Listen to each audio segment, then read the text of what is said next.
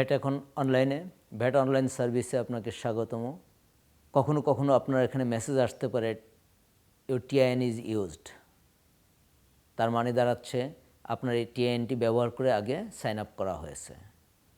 যদি এরকম করা হয় তাহলে আপনি খেয়াল করুন যে আপনি আগে যে সাইন আপ করেছিলেন সেই দ্বিতীয়বার সাইন আপ নিতে গেলে এই টিআইএন দিয়ে দ্বিতীয়বার কখনোই সাইন আপ করা যাবে না।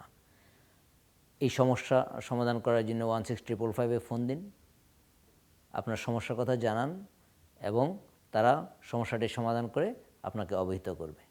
ধন্যবাদ।